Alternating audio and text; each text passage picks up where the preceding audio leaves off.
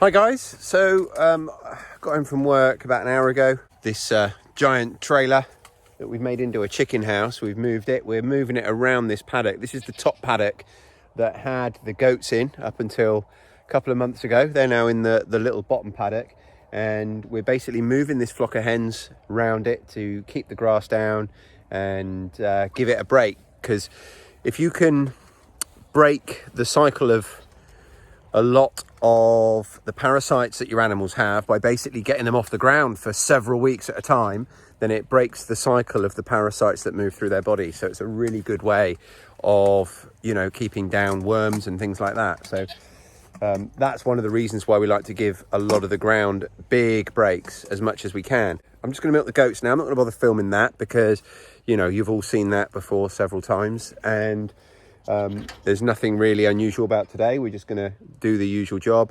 I'm going to milk the goats, then I'm going to go and feed the pigs. And then what I'm going to do is I'm just going to go around some of our veggies and do a little bit of harvesting, which I'm going to bring you along for. And we're going to be making a paella tonight. We're going to be making basically a chicken and bean paella, which is delicious. So yeah, that's what we're going to be doing. So I just wanted to record a little conversation. Just have a conversation with you guys about something that is on my mind a lot lately. One of the things that having this channel and the podcast has really done, it's really helped me think about things and realize things and see things differently. There's a great saying, if you really want to know something, teach it. And I don't think I'm teaching, I'm sharing, but I do try and share what I've learned. And by doing that, by sharing something with other people, you're forced to understand it yourself a little bit more and think a little bit more deeply about it than you otherwise might. And I know that just a lot of what we eat, now we obviously produce a tremendous amount of what we eat here, and that's amazing. And nothing that I'm about to say is in any way defeatist or anything else. I'm really proud of what we've done, and I'm really proud of what we'll continue to do. But it really has made me realise just how much we're not producing ourselves.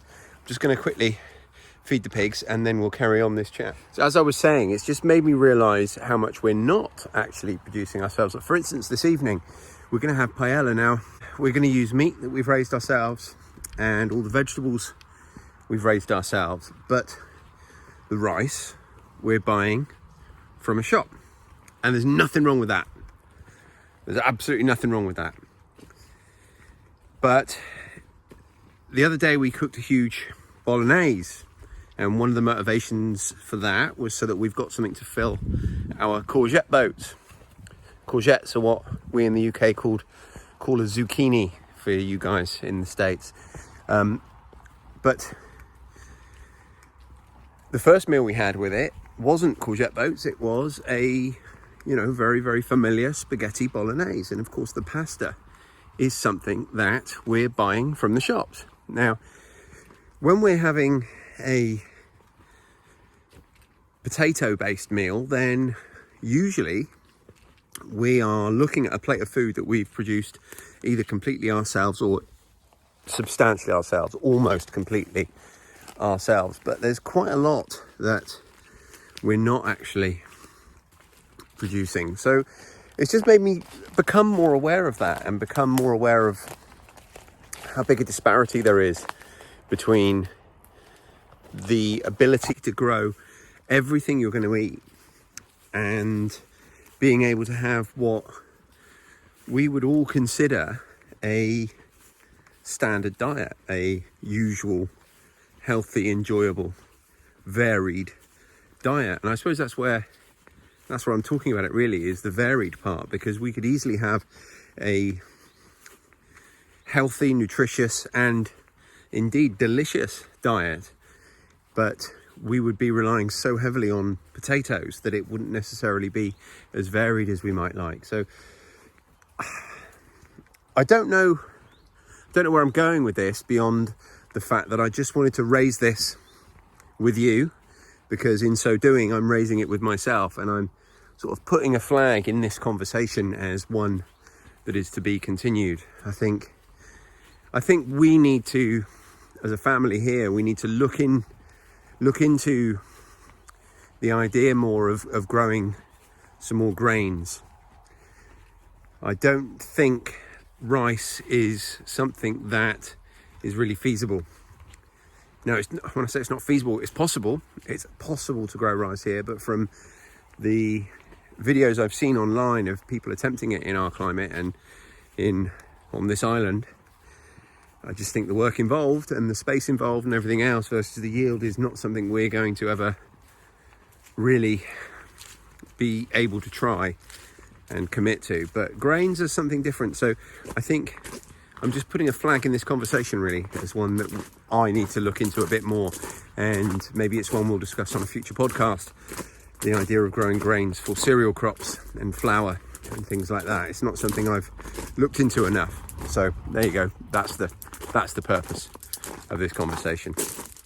Just taking the milk into the house, and then we're going to come out and harvest what we need for today's dinner. So we're going to have a paella. We're going to have a chicken and bean paella with a salad. So we're going to grab some of the salad stuff first, and just look in here. I'm going to take this cucumber.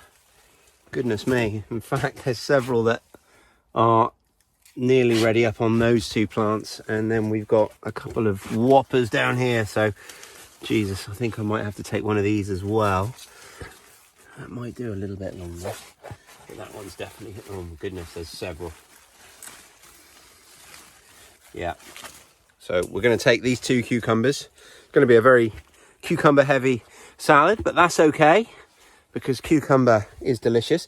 These tomatoes, for some reason, they've come on quite slowly this year in the polytunnel. We're harvesting lots of tomatoes from other places, but these particular ones are taking a while to ripen up. We've got any tomato experts out there? Can tell me what this is? I'm going to guess that it was possibly on the ground, laid down before my wife tied it up, and it's tried to take root. But if you know differently, please let me know.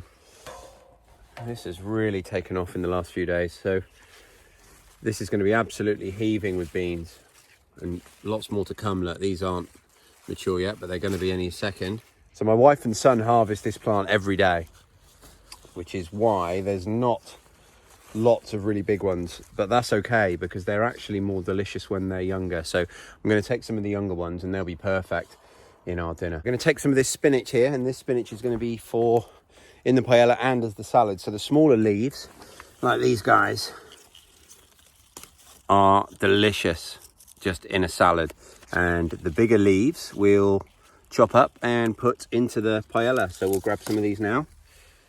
Then down here we've got some nasturtiums,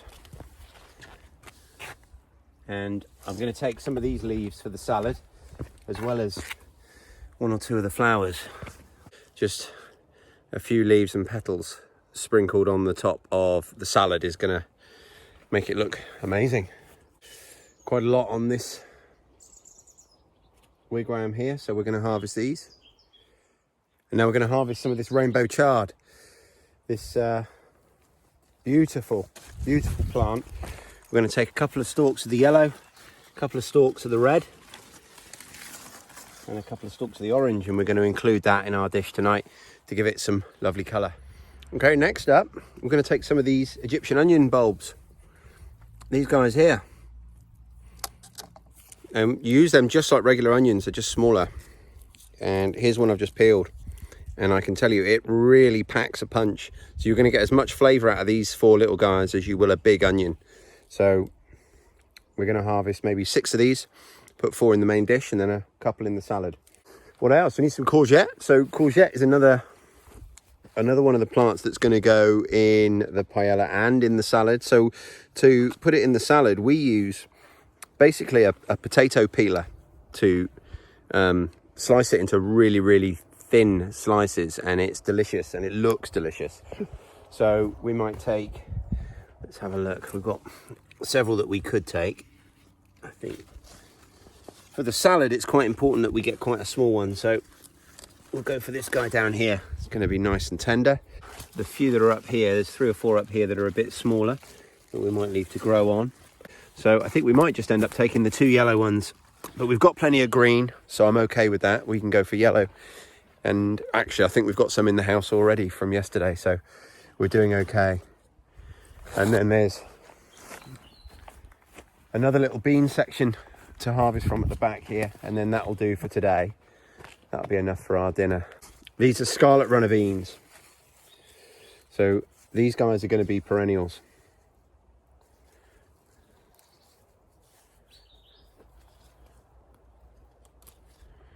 We've got a lot of French beans coming through. These were from a late sowing, so we've got more French beans to come later in the year.